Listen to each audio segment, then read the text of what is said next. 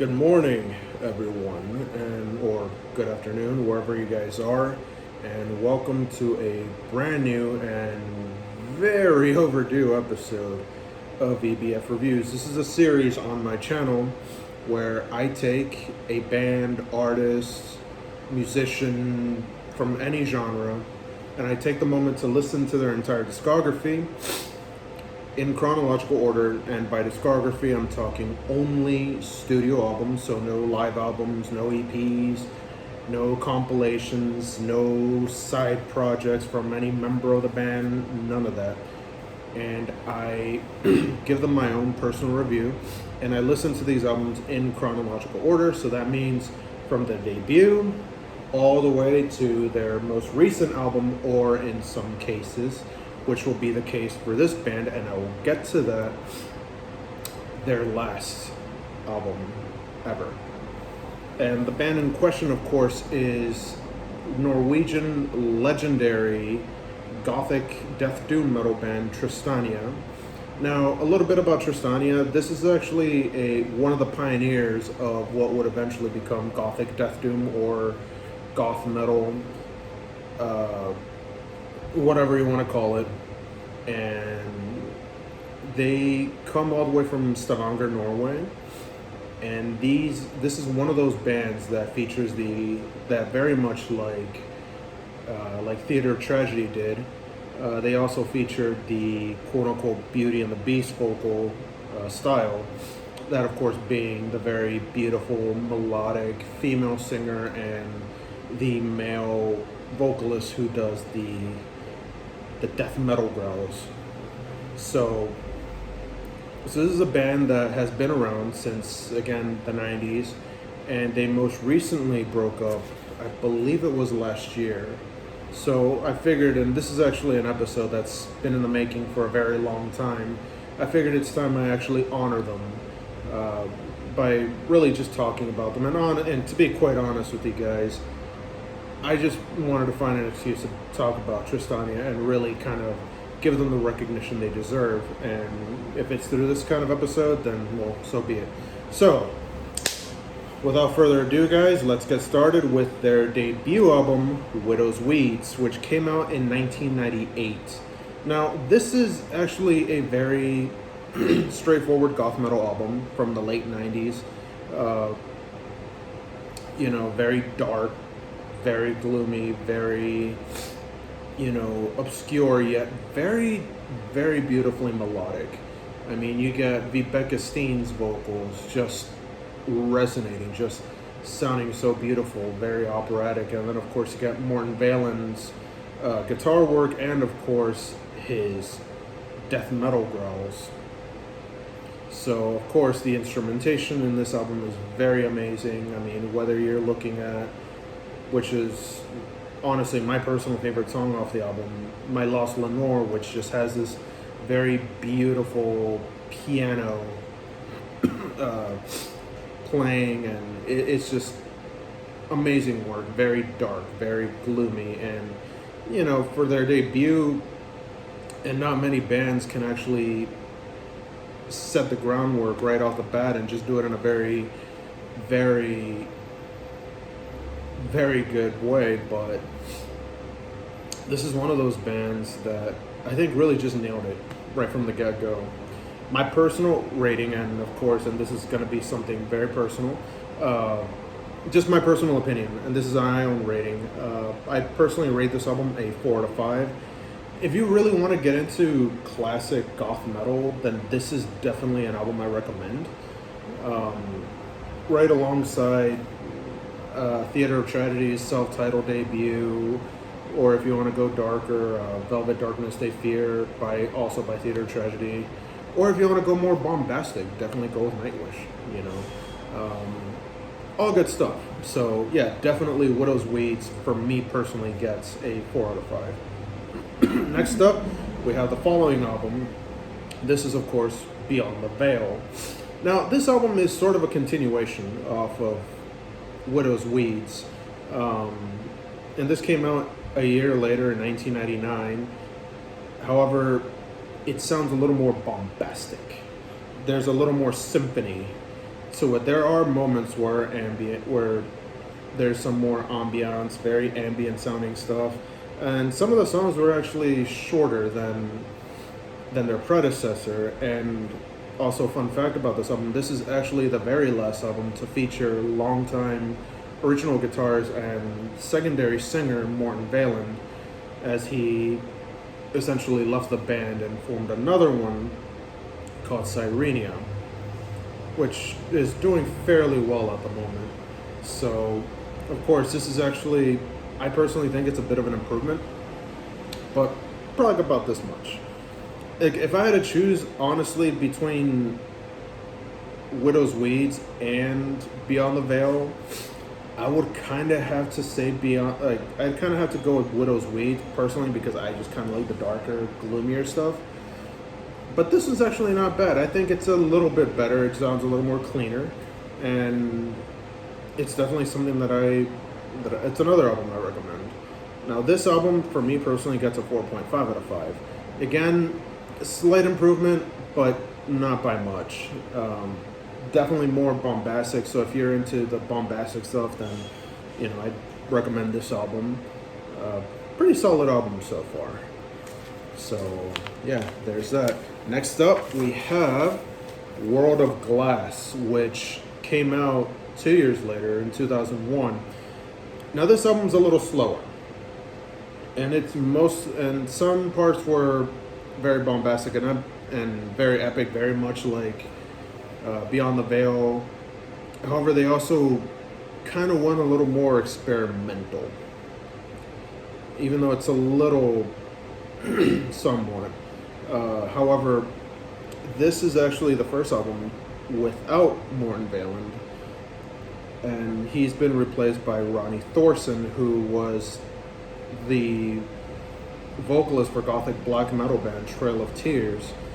Now, this is sort of like him kind of being in the band, and only for him to essentially leave after this album, mostly because I guess it's just, because he just had his own commitment with Trail of Tears. However, this album definitely shines as beautifully, considering, especially because of Vibeke Steen's vocals, and this is really where Vibeke shines as a vocalist, and and Ronnie's vocals also shined. Like, I think this is definitely sort of, I don't want to say it's Widow's Weeds 2.0, but in a way it kind of felt like that when I listened to it, although it's a little more polished and very clean, a lot cleaner than Widow's Weeds, but still a pretty solid album. So I personally give this album a 4 out of 5. Very much, same as Widow's Weeds, only just cleaner production, a little more experimental.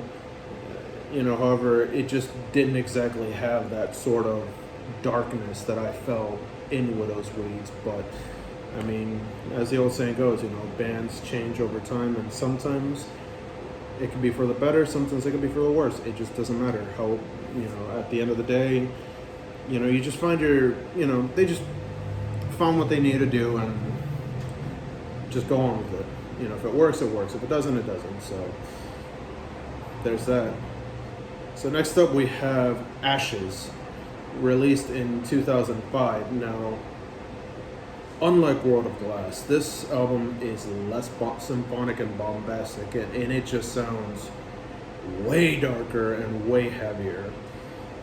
The lyrics are just mostly focused on Vibeke Steen's clean vocals. Just take the song Equilibrium, for example, and it just sounds so dreary, so dark, and it's just that sound that I just love. It's almost like Widow's Weeds, only this album is much darker than Widow's Weeds, and it doesn't really have a lot of the keys that the previous three had, and and it actually has vocals by, and pardon me if I butcher this name, but Kiero Ingebretson, I believe that's his name. I mean, anybody feel free to correct me on it. I mean, I unfortunately don't speak the Scandinavian language, and it's a little harder for me to personally read. But other than that, you know, great album, great stuff, and I personally can just listen to this album again and again. Overall rating for this album, for me personally, is a 4.5 out of 5. I personally think it's a huge improvement over World of Glass. Again, I liked it, but I kind of like Ashes a little more, because this is really Tristania going dark, going very grim, and I don't know, like like I'm drawn to that sound. Like, I mean, don't get me wrong, I love the symphonic stuff as much as the next guy, but I personally like this one a little more. Like, I just like the darker stuff, because I feel as though that tells a much grittier story, and I just love the grittier stuff. But that's just me personally. Alright, next up we have Illumination, which came out in 2007. Now, this is actually the last album to feature a good chunk of the original members of, not just the original members, but also like different members to come into the band, as well as the very last album to feature Rebecca Steen on vocals. Now, this album kind of goes back to the bombastic feel of World of Glass, while also retaining a similar darkness to Ashes, only it's not as dark. Now, this is actually the best way I can describe this album.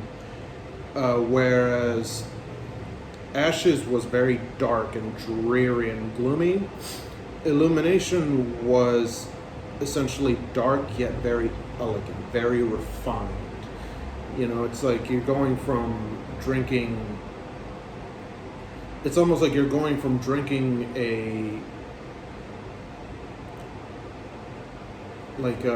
how can I put it?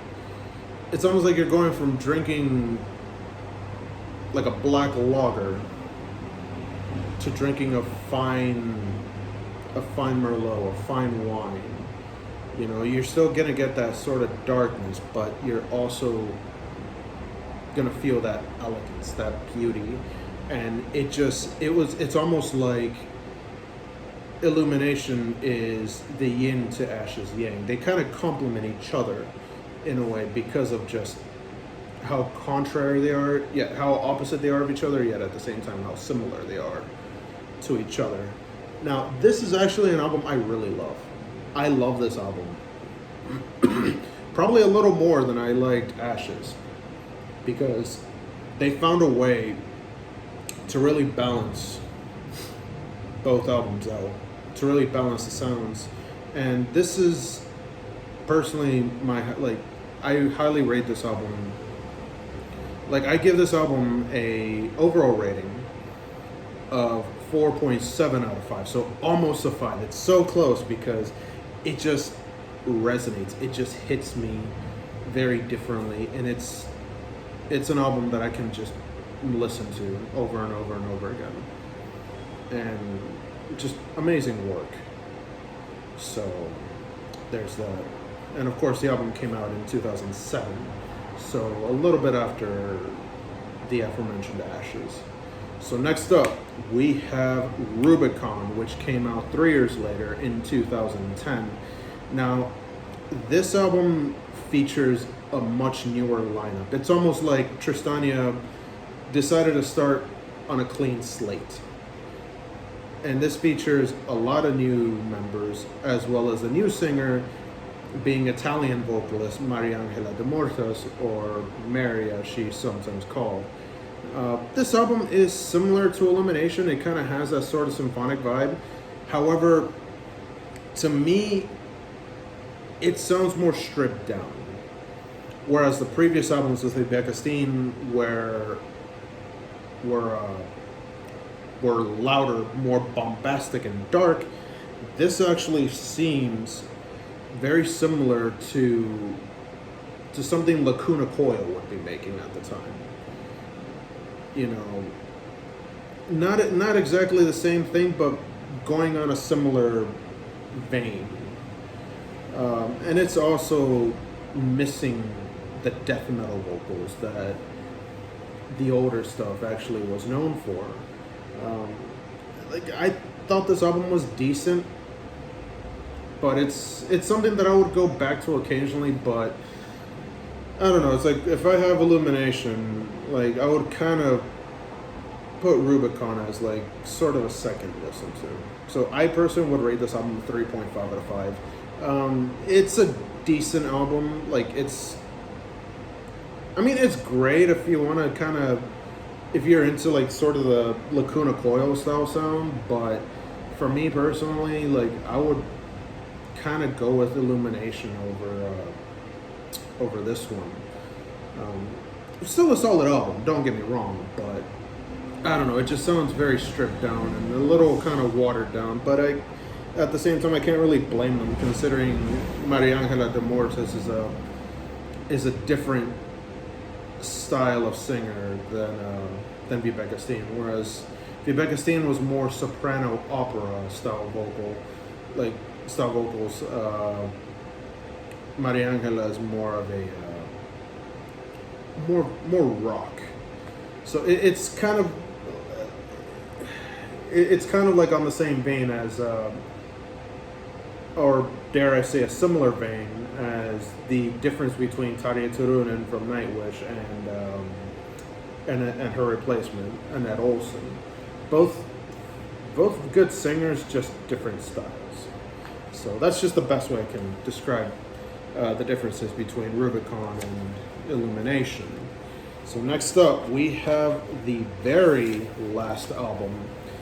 That, of course, being The Darkest White, which came out in 2013. Now, this is the very last studio release by Tristania before they just went on a very long hiatus. You know, which led to them reuniting just to play like a couple shows here and there, and then eventually just break up. Now, the sad thing about The Darkest White is that this is really Tristania's return to form, with them just going back to the the darker roots, you know, the darker style that they were known for. It's almost like kind of combining the old and the new, if you will. You know, you get like that very dark and grim, like that symphonic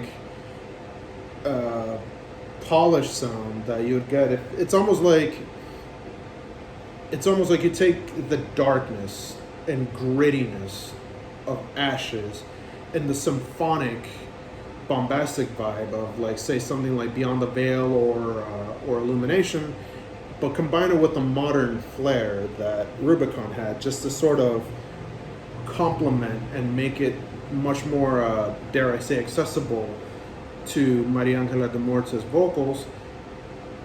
And then you bring back the death metal growls, which made Tristania the band they were before Rubicon. Hell, even before Ashes, you know.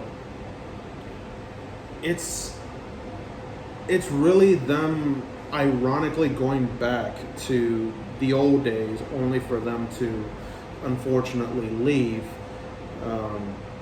Honestly, I just think with this album, the band just went out with a bang. It's almost like if they were going to leave, they didn't want to leave just being relevant. They wanted to leave while at the same time yelling at your face, you know, this is who we are. This is the band we've always been. Never forget that. And never forget that I did. As I personally rate this album a very enthusiastic 4.75 out of 5. You know what? Scratch that. I personally rate this album, I'm just going to give it a 5 out of 5. Because this is really the culmination of Tristania. This is really Tristania at their best before they left, and which is a shame because they were a very solid band. But at the same time, I understood. I mean, especially if they were really just gonna be there, you know, lurking in the shadows, if you will. Like, why not just go? You know, go take a break, go back to bed, you know, or just go rest up, retire, if you will. You know, do what you need to do, you know. And I mean, it sucks that they had to leave the way they did, but I mean, the best thing is we have the Darkest White to really truly remember them by. So that's it, guys, for my 5th episode, and again, long overdue episode of EBF Reviews. Now, if you haven't done so already, and I'm just doing the YouTube thing, please feel free to hit the like button and subscribe to my channel. And also, when you subscribe, don't forget to ring that notification bell so you would actually get notified of any releases, any new videos I post on this channel. You know, whether it's original songs, covers, you know, episodes of EBF Reviews if you want to catch up. I have previous episodes in the back, so feel free to check those out. Until then, guys, this has been Ernesto B. Fuentes, EBF Music, your friendly neighborhood musician. So I want to just tell you guys thank you so much to all my subscribers.